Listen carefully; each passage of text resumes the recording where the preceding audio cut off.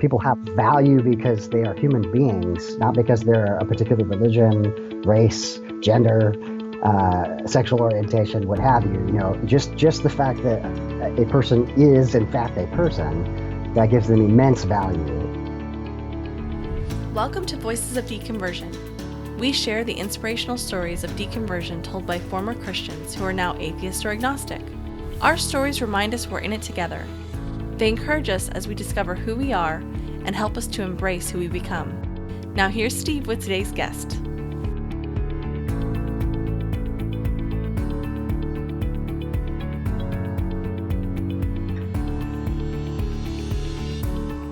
Welcome back for episode 27. This is part 1 of my interview with David Ames, who also goes by The Graceful Atheist on Twitter. He talks about how his mom struggled with alcoholism and drug addiction.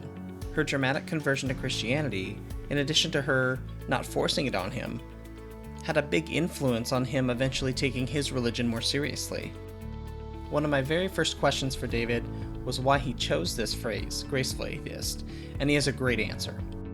He talks about his life in ministry and then eventually burning out in ministry, and how even then he was still hanging on to his faith. As he learns more and more, he eventually reads something from Greta Christina, and what she wrote was the final straw for David.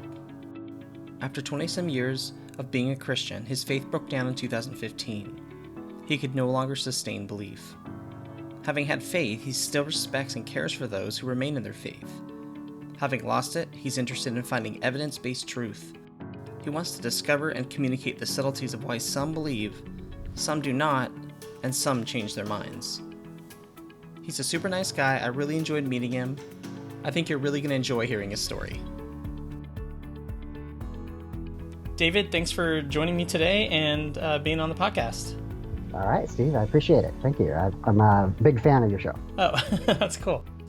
First of all, I wanted to ask you about your name, Graceful Atheist. How did you come up with that name? Yeah, I think if we get into my Christian experience, that'll make a little bit more sense. But I really have this sense of the need for people to connect with one another, to show an acceptance of one another, and to basically love each other. And that word grace, I realize that I've made no friends with this, in that the atheist part freaks out all the believers, and the grace part freaks out all the atheists. And so I'm just wildly popular. And but basically, I want to create a secular version of that. Another term that I like to use is secular grace, right? And take out the vertical component, the supernatural component, and really just talk about a horizontal grace with each other, right? And for people that have been Christians, and maybe in particular evangelical Christians, that word grace has a lot of meaning. The part that I think a lot of atheists really don't like is the substitutional atonement and this idea of punishing someone for something they did not do. Yeah. And I'm just as offended by that as well.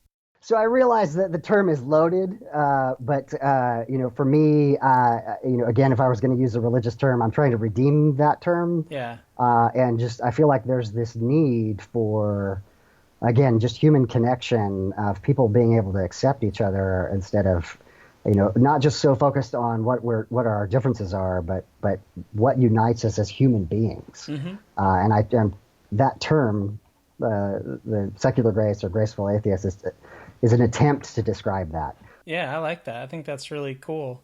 If I could add just one thing to that, I'm sorry, I just wanted to say, the other thing is that as a part of the deconversion process, anger is such a natural part of that process. And part of the reason I gave myself that moniker is to remind myself that, being angry at Christians and yelling at them online is easy.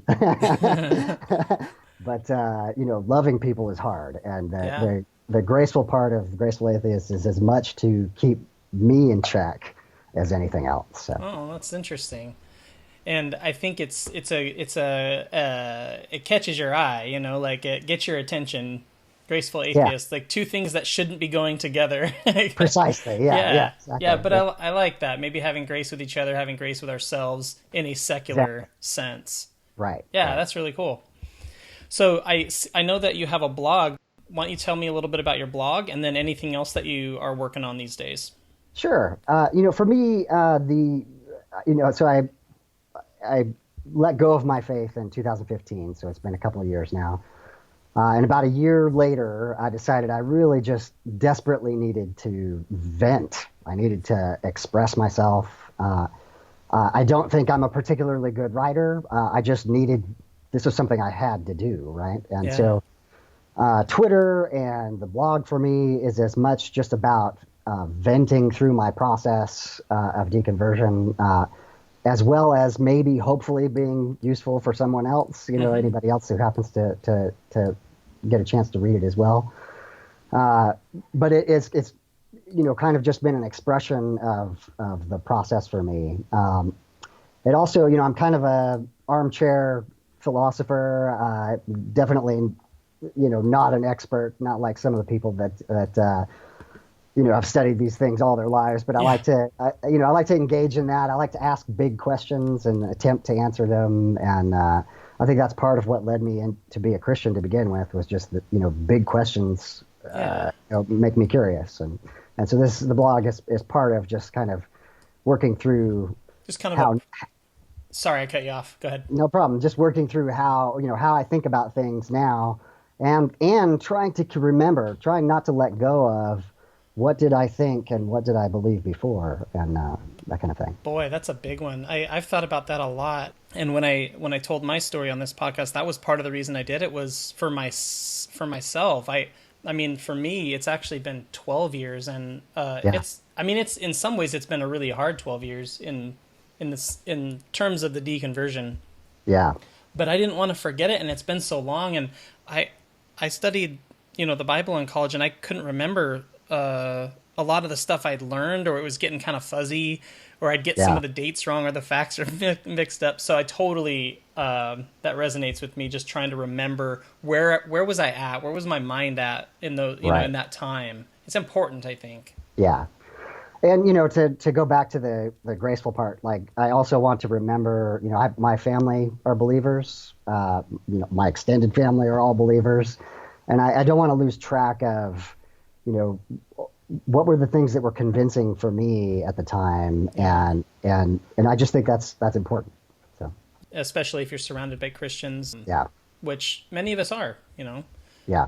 So I think I'm really interested in getting some participation from the secular community, in particular for people who have, were believers and have gone through this deconversion process. I think there's something unique about that story.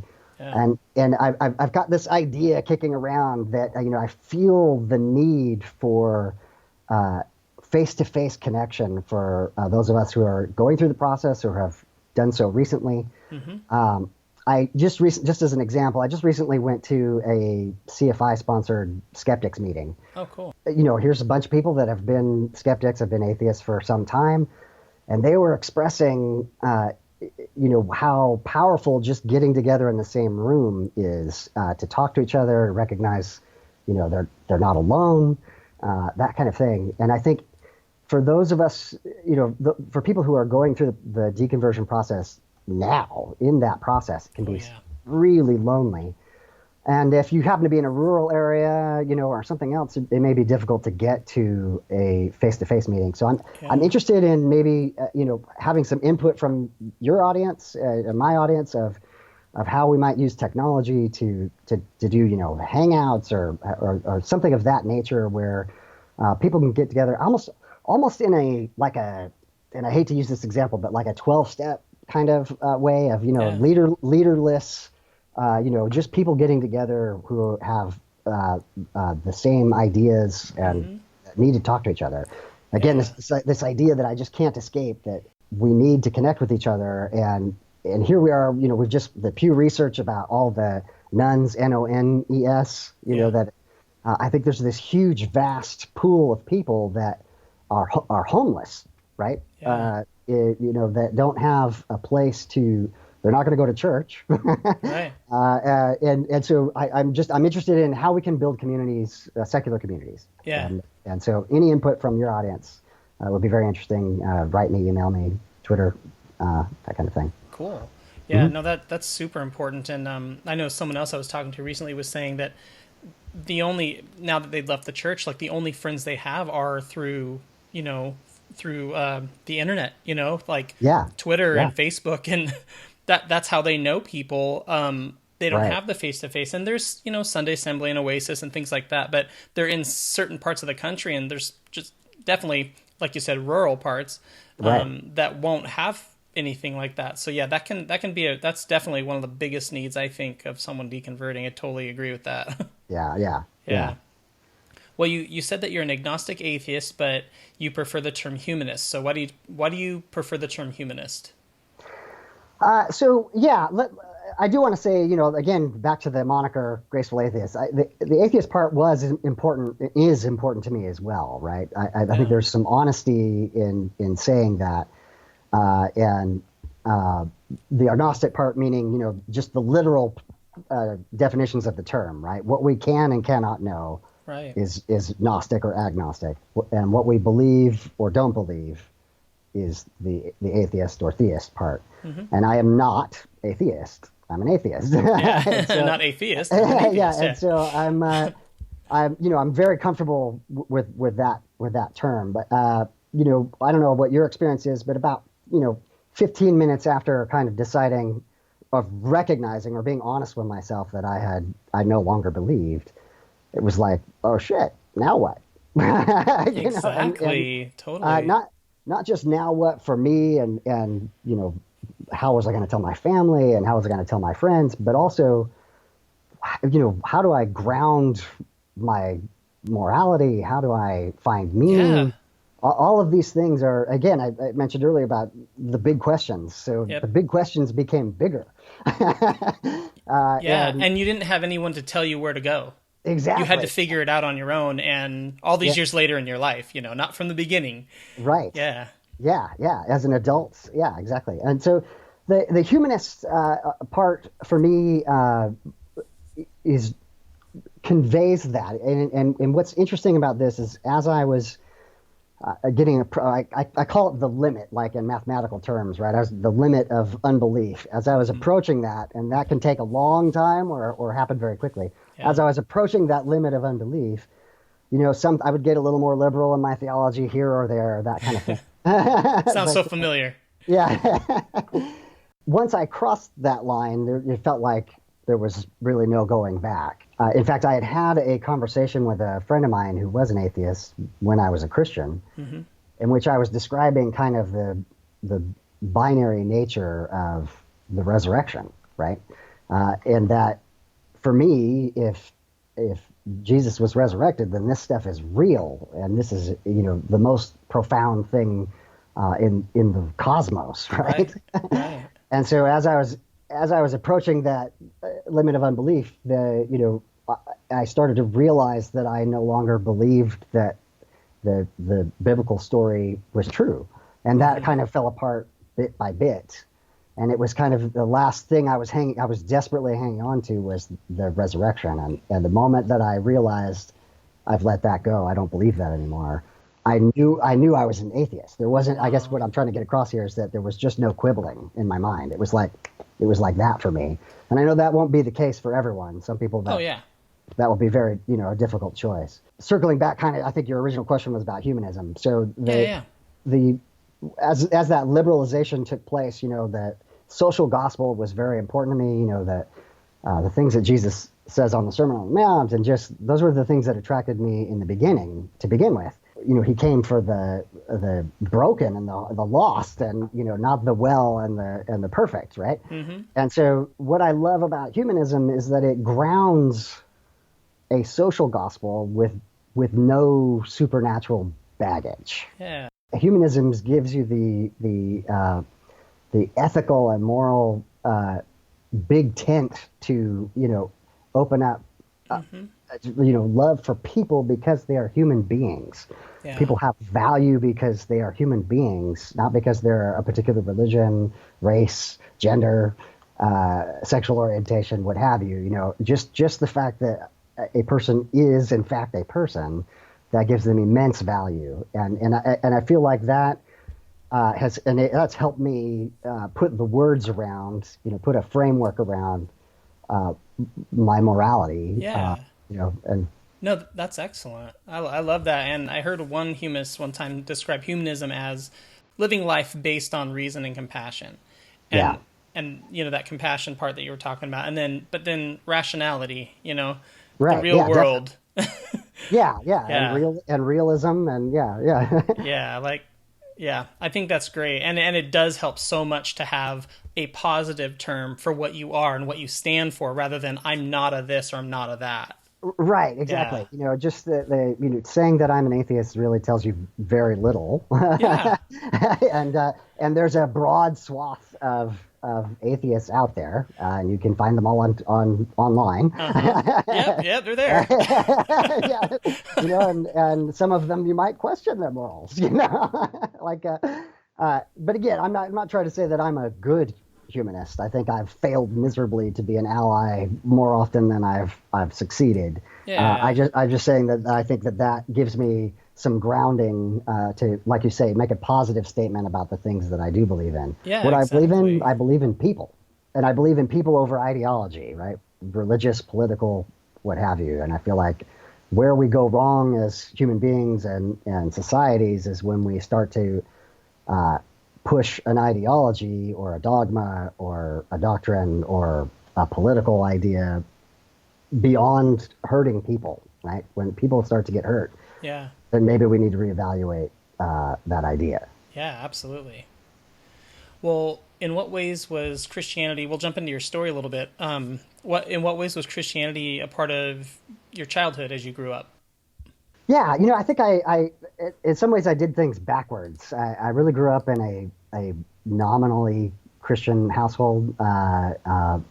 We'll get into this in a little bit, but my Sure. mom was an alcoholic and a drug addict, so that had a pretty profound impact on things. Mm-hmm. Uh, Probably the most Christianity that in a positive way, that I saw was from my grandmother, and she was just a sweet, loving woman who, basically rescued me from the hardest hit parts of growing up in an alcoholic family. Yeah. Um, but then, the negative experiences were, I had a great grandmother, not the same person, a great grandmother, her mother, who was a very hardline Methodist lady, and basically what I learned from her was I was never going to be good enough, and It's like good cop, bad cop, maybe. yeah, exactly. Good I grandma, was, bad grandma. yeah, that's right. I wasn't working hard enough, and I was making mistakes and that kind of thing. So, and then my first kind of experiences with going to a church here or there, had a couple friends who were Christians, go visit a youth group, that kind of thing, were really poor experiences as well, where I was there. I was being honest. Yeah, I'm not great. I've made mistakes. Mm-hmm. And rather than being embraced for that, it was like, whoa, stay away from us. And Oh. there was just that kind of false piety that really turned me off. So it wasn't until I was 17. So my mom had a really profound conversion experience. Basically, she came to me one day and said, Jesus told me to stop drinking, and I said, sure, whatever. I've heard this 1,000 times, Yeah. but the next day she was sober, or the day after that, and the day after that, and so I had this thing happen right in front of me that I couldn't deny, and my mom was you know really good about not stuffing things down my throat. She just Mm. handed me a Bible and said, if you're interested, take a look at this. And I the thing I did backwards is I read the whole Bible before I ever stepped foot in a church. Oh wow. That's pretty amazing that you did that. Yeah, I always think it when people tell me that. I mean, other people have said they read the whole Bible at certain points in their life. It just, I mean, I've done it too, but I did it in college. It just blows me away when people, they put in the time because that is some hard reading. yeah. I'm sure I skimmed over some parts in in the prophets, but Oh, sure, yeah, but pretty much, yeah. but it was the New Testament that just blew me away, right? And in particular, what I saw in Jesus was this subversive, lots of the things that he was talking about, whitewashed tombs and, and false, righteousness and he was talking about, he who is forgiven much loves much. And anyway, all these things, I just thought, have Christians read this? So when I got to church, I spent a lot of time thinking, well, why do they think this? And why do they do this? Because that's not what the Bible says, And so I definitely was all in. I was very much, all in as a Christian. But there was some part of me that always kind of, almost was an outside observer of just, that's not quite right. And, I felt like I was an internal critic, trying to, in fact, this idea of grace within the religious context, I felt like that was what was missing. People didn't get this in the church. I didn't feel like they got that. And I felt like that was the thing I was trying to communicate. Interesting. So, and you said you were around 17 when your conversion to Christianity occurred. Yes. And then you read the Bible and started going to church. What was the denomination or the type of church? Yeah, we looked around for a while. We happened to land at an Assemblies of God church. So the full blown. Yeah, you're jumping man. Yeah, full experience. My experience is I actually then went on to an AG church. AG Bible College. Oh, okay. And that whole experience was definitely intense. I'm curious what school you went to, if you don't mind mentioning it. Yeah, I can mention it. So it was Bethany College of the Assemblies of God in California. Oh, okay, in California, okay. What was interesting about that was, we were such a small school and so conservative that our sister college that was down in Southern California, that was the liberal college, and yet it was still an AG college. Still Assemblies of God. That's so funny. That's how conservative it was, right? Evangelicals have a real way about just being so judgmental, and I was the same way of other denominations or other ways of being a Christian. Yeah, it's so true. Yeah. Actually, I was kind of curious. So, are you from the California area, or is that where you grew up? Yeah. I grew up in California in the Central Coast area. Yeah. Okay, cool. So tell me kind of how your faith developed as you were noticing that people in the church maybe weren't living their faith out the way that you were encountering it in Scripture. How did your faith kind of develop from there? And I'm sorry to be a one-note interview here, but the grace was such a big part for me. So I always say that, the Jesus in the New Testament won my heart. And then when I went to Bible college and I learned theology, that kind of won my mind, right? Like it gave me all this framework to explain grace. And I had, some professors that, even to this day, I care about these people. They were, loving and humble and intelligent and even though I disagree with them now, they had some important things to teach me, and I appreciate that. It wasn't so much that I felt like people weren't living right. It was more that I felt like they weren't aware of grace as I understood it, and like living in more guilt and shame than I felt like they needed to. And again, as we were just discussing, coming from this very conservative denomination. That was built in, right? I was already an outsider kind of, fighting against that from day one. Again, like I say, the theology, I think, maybe kept me in Christianity longer because I had this mental framework that made sense to me at the time. Right. Now I see, how many points at which I was just unwilling to ask the hard questions. And that I kind of felt like if I dig too deeply here or there, and I might not have known that consciously, but just kind of subconsciously was aware of, I really can't ask too many questions about this. Can't talk about, how the canonical Bible was put together by committee. Exactly. Or the contradictions that you might, read in the Bible. Those kinds of things where I just I knew there were areas that were off limits or that I wouldn't like the answers there. Yeah. And you learned some of that stuff in the Assemblies of God Bible College? Yeah, yes. That's really fascinating that a conservative college like that would actually talk about how it kind of came together. Because to me, it seems kind of, well, obviously, like, it stuck with you too about how kind of the Bible was cobbled together, Right. and kind Yeah. of voted on, essentially. Yeah. Yeah, I feel like at the time we were being taught, the dogma and all the things of why this should be considered inerrant. Hmm. But then at the same time, there was an intellectual undercurrent, an honesty about how one reads the scriptures, how one does good exegesis and good hermeneutics to technical terms that just mean what did it mean to the original author and to the original hearers or readers, and then Hmm. how do we apply that to today? And so that's what one of the interesting things that happened to me was, in college, again, I had so much respect for these teachers, and I did feel like there was some intellectual honesty there. But the minute I got done with college and I was going to go through a licensing process, it completely flipped. It was, here are the, 10 or 15 things that you're going to literally sign on the dotted line that you wholeheartedly subscribe to and are going to preach. So from that point on, it's now you're going to fit inside this box, and Exactly. you Yeah, never can stray outside of it. You always have to believe these things. exactly. It was just this dramatic change in tenor going from the college experience to, being a part of this denomination officially. Wow. And I knew I'm really uncomfortable with this. I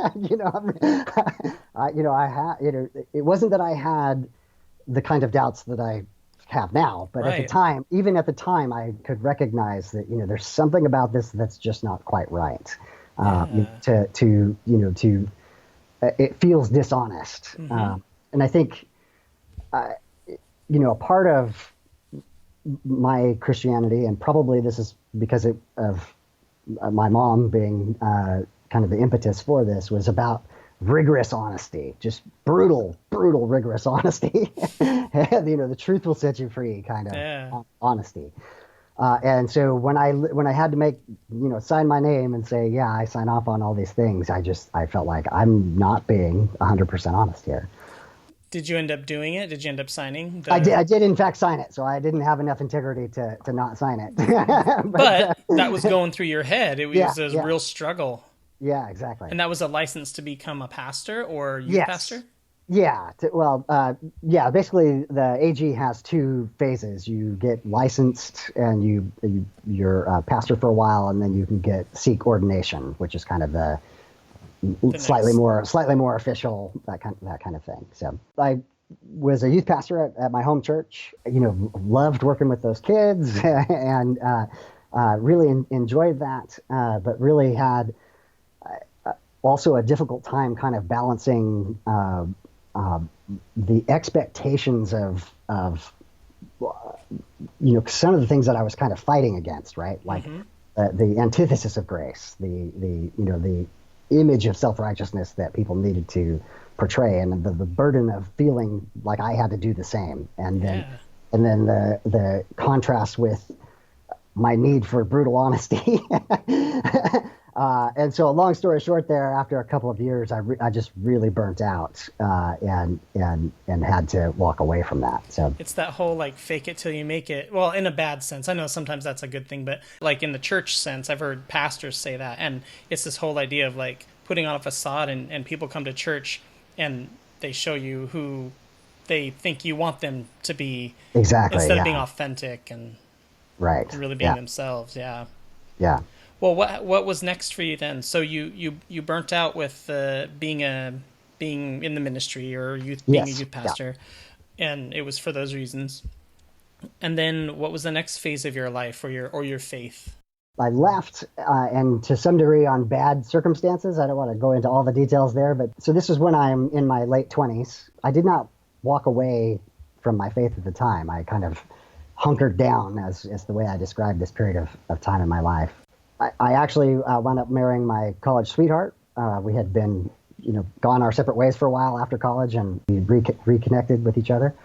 And part of that reconnection was both of us being burnt out with ministry. She had done her thing, and I had done mine, and separately, and it just kind of, we were talking through, man, I was giving everything I had, and I just didn't have anything left to give anymore. Yeah. And that was part of what brought us together. So, we built a family and had kids, and, went to a different church, kind of more of a non-denominational Baptist theology-based church. Okay. Things went underground. I wasn't actively doing ministry. Here or there, I'd do, a Bible study, lead a Bible study here or there, that kind of thing. But just, and volunteer here or there, that kind of thing. But I really kind of kept my distance from getting too involved. Part of that is, I think, I am a super introvert, and I want to participate, and do those things, but I know that I have a tendency to burn out after a while, and so. Well, that's good that you know that about yourself. Yeah, that's cool. Yeah, so I just, again, I during that window of time, I participated, but also kind of held back a little bit, if you will. Mm-hmm. So, yeah, you were kind of laying low, as far as faith goes. Exactly. Yeah. Well, what else is significant up to this point in your life? Is there anything else that we've skipped over or missed? No, I don't think so. I mean, we can start talking about the things that started to lead me to question my faith. Yeah, absolutely. That's kind of the next line of questions. Yeah. So, when did you identify doubts beginning for you? Yeah, I love a quote from Bart Campolo. Somebody asked him a very similar question, like, when did you start to have questions? And his answer was about 15 minutes after getting saved. And, that's awesome. And I feel like there's this balance, like, that is true for me. I think, as I mentioned, I always felt kind of almost as an outside observer.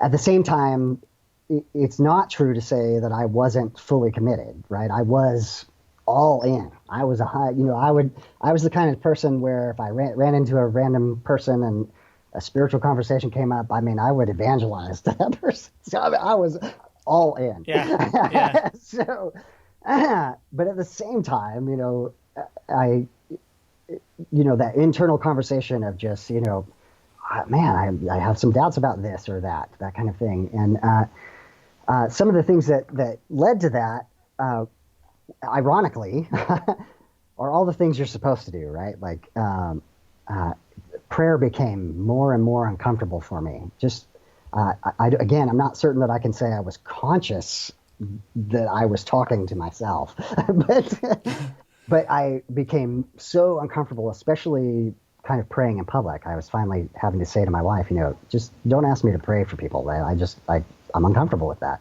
Yeah. And I blamed it on the introversion, Yeah. It's public. You're doing it in public, right? I've read through the Bible a few times, but about a couple of years before, I did another, read through the Bible in a year. Yeah. One of the things in Bible college that they teach you is something called the analogy of faith. It basically means, if you're not familiar with it, you should interpret every scripture in the context of every other scripture. And so this is especially important for Christian theology, in that Christians tend to interpret the Old Testament in light of the New Testament, which is of course incorrect, right? Right. And so for whatever reason, I was, when I was reading it, one factor I'll just mention is I was reading it in a very modern English version. And when you're not reading it in this flowery language or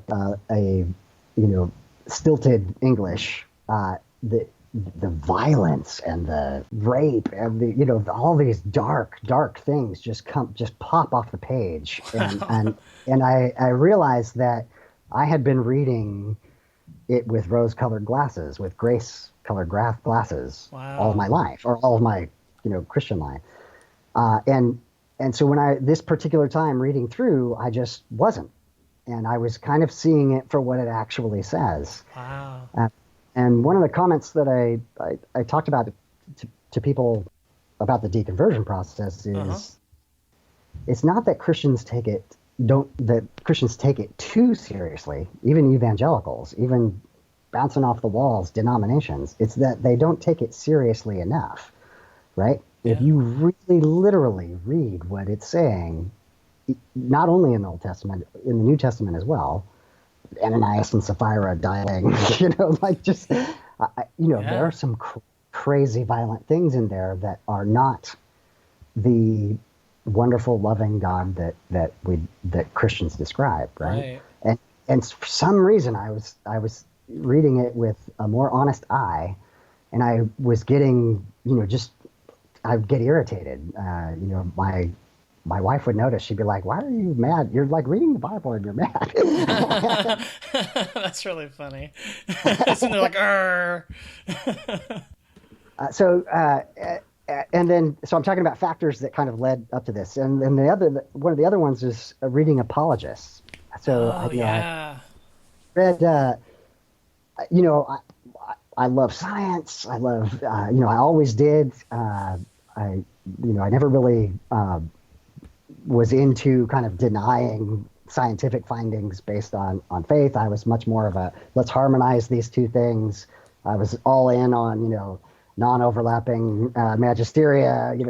They're talking about two different things and that kind of thing. But so I read Privileged Planet. I don't know if you're familiar with that, but that is from some believing astronomers. But really, it's intelligent design in costume. Okay. Read some books on that were against evolution, and I was thinking, these arguments aren't good, right? And when I started to realize like these were the best arguments theists have, and at the time I included myself in that, Yeah. like there's something wrong here, right? Right. If I'm not convinced by these arguments, then there's a problem. And as I think I just got to a point where I felt that if faith has any value for me, it needs to withstand scrutiny. Yeah. I love that. Yeah, and I felt like I need to just explore these doubts that I'm having. And kind of the final run was when I started to look at kind of more modern, newer religions. So, for example, Mormonism or Scientology. Mm-hmm. Apologies to anyone deconverting from Mormonism, but these were so obviously false. They're Right. just, you know what I mean? They're just the visceral reaction of this is false. And when I suddenly realized that, the Mormons and the Scientologists and a Muslim or a Hindu have the exact same experience when they hear about Christianity, those doubts started just be deeper and deeper and were difficult to quiet. All of a sudden, you're like realizing that you look the same to them as they look to you, Precisely, and right. then it's like this realization, like, oh my gosh, we're kind of all in the same boat. Where'd it go from there then? So yeah, I kind of formalized things by saying, I wanted to find an objective reason. Could I find the best arguments, something that would be objective, that would say that the Christian faith was true in a way Yeah. that, say, a different faith was not. Um, and again, I need you to understand that, well, that's why I use the concept of the mathematical limit. I was still very much a theist. It wasn't like I hadn't let go of that at all. Yeah. Even though things were kind of falling apart around me, I was still hanging on to that. And I just recently, kind of in preparation for this, looked at some notes that I had. I was about to write an article called "In Defense of the Soul," days before my deconversion, as it were. Wow. And I was reading Greta Christina, who's a famous atheist blogger, Yeah, I've and she heard was of her. talking. Yeah, she was talking about the, basically why the concept of a soul doesn't hold water, right? Like that the mind, the consciousness an abstraction or an emergence from physical processes and that kind of Yeah. thing.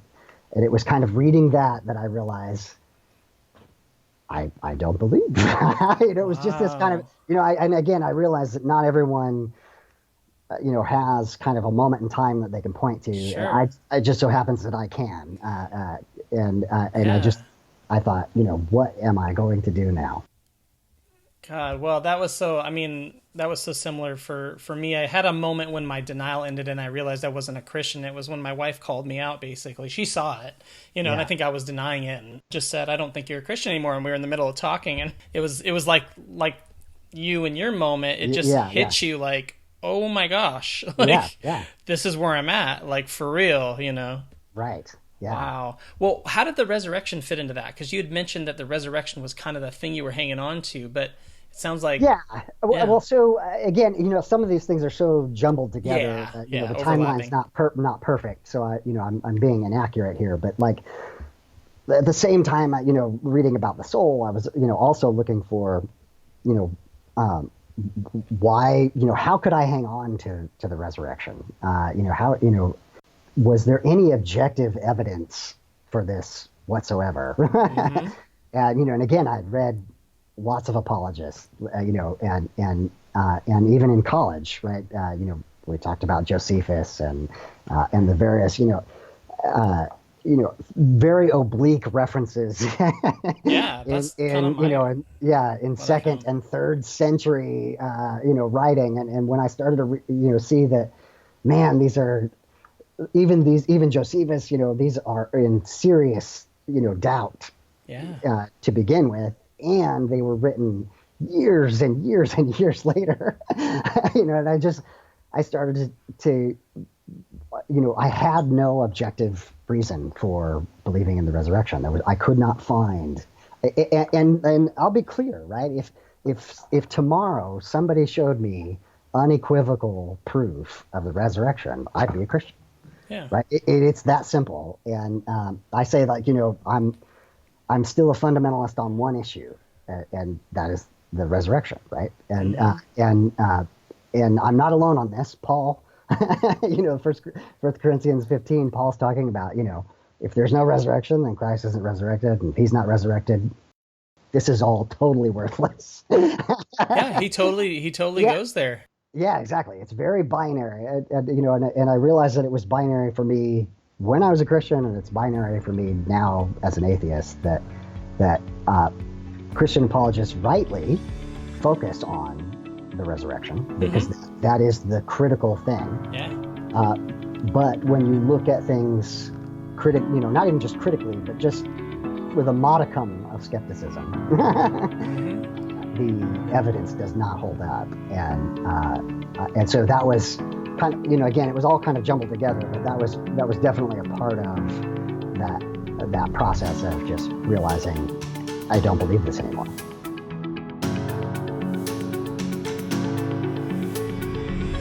Thanks for listening to Voices of Deconversion. Be sure to join us next time by subscribing to the podcast. If you have a deconversion story you would like to share, email us at steve@vodpodcast.com.